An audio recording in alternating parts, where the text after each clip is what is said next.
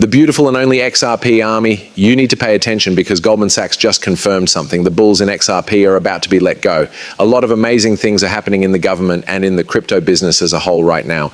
And I wanted to talk about it in more depth today because I don't think it's getting the attention and fame it deserves. First, I wanted to talk about how Trump just finished writing an order that banks that treat crypto companies and Republicans unfairly will be fined. In general, we've seen political censorship and banks not helping people who had or used Bitcoin. That takes place a lot. There have also been times when banks wouldn't serve people because of their political views. And I believe that everyone should be able to store their money and accept payments, no matter what their political views are. The fact that this was ever okay with me is crazy, but it's going to become law. This is a very big deal, and banks have been scared of it for a long time. I also wanted to talk about this in terms of my own recent experience with discrimination at both banks and credit card processing companies. You see, I've been trying to set up a trade indicator that some of you may already know about. I've been talking to a lot of different payment indicators like Stripe, PayPal, ZenPay, and a lot of others. Most likely you have never heard of Authorize.net or any other company like it.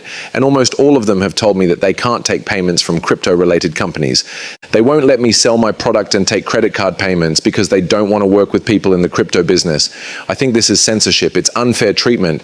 A huge number of crypto companies can't get into the public because of this. And I think that's not fair at all. This slowdown we're seeing right now is also hurting a lot of other bigger companies.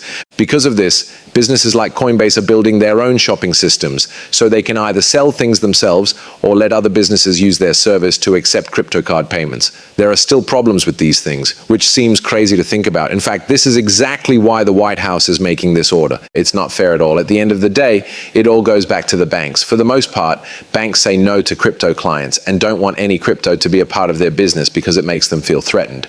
Further, credit card companies that work with banks and get most of their customers from banks also can't do that because it goes against the bank's rules. In the general, I guess, out-of-date world outside of the banking sector, it basically sets off a domino effect in the system that makes it impossible for anyone to do business with people in the crypto world. Personally, this has had an effect on me many times. A lot of other people I know are still being touched by this more than once. Please let me know in the comments if that has had an effect on you. It needs to be fixed. While we're on the subject, there are also a number of new crypto-related projects being created. The CFTC is starting a project to allow spot crypto trade on exchanges that are registered with the federal government. The fact that it wasn't available before today is crazy, but that's another huge step forward. Now let's look at what Goldman Sachs says in more detail. You can see the $3 trillion Goldman Sachs thinks the Federal Reserve will start lowering interest rates in September. There's no doubt that September is going to be a great month. It looks like we're going in the right way, so I hope we get a great quarter. The third quarter has been kind of up and down or sideways, but we did have our most recent and well-known pump. Since then, things have been going in a more sideways direction. I do believe that things will begin to improve once more in September, and it's possible that we will set new records for highs never seen before. As Goldman Sachs has done in the past with other statements about the Federal Reserve, this one is likely to come true. If it does, interest rates will be lowered in September, and there will be a lot of cash available for the fourth quarter of the year. Along with this, banks will be pretty much forced to offer crypto services, and exchanges that are regulated by the federal government will also give spot trading. It looks like the crypto space is going to be a crazy place to be right now. And when big companies like Goldman Sachs back rate cuts, you know that's what everyone wants. It makes its point very clear. The market as a whole wants rates to go down. And I don't think the Fed has ever been under so much pressure to lower rates. I don't think there has ever been a time when small investors were so interested in the markets that they pushed the Fed to do this. So many different ways can be found to look at this as a real historical time. And it's crazy to see how much you guys spend and how much they want everyone to have a better future. It looks like we can push for that. And September is the month I really hope will be that day. Another thing I want to warn you of is that Trump will choose the new Fed governor this week. It's not clear when it will happen.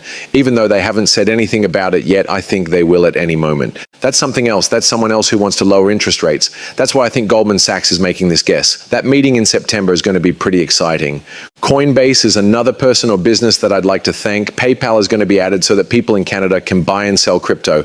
This is very important to me. Okay, well, I think that the PayPal gang and pretty much everyone in it is a fraud. Most of the time, they agree with David Sachs, Elon Musk, Peter Thiel, and many others who support cryptocurrencies and don't want to see them blocked. At least that's how they act around other people. I think it's a big step forward to see things like this happen. I'd like to see more banks offer crypto services like PayPal does over here. It's a great way for these banks to keep up instead of falling behind because they're scared. These banks are making a smart move by starting to adapt to the new world of finance and make money as a result. At this point, everyone can win as long as people put the past behind them and do what's best for their business and their clients. In the end, what PayPal is doing with Coinbase is a huge step forward. Also, I want to say that Coinbase is doing a great job of just being the one who is making it happen right now. A lot of other big banks are also talking to Coinbase. I'm not going to say too much about that, but I'm excited to see what happens next. Okay, that's cool. I'm really close with a lot of the guys at Coinbase. Also, I have to say that I'm pretty excited about what's coming up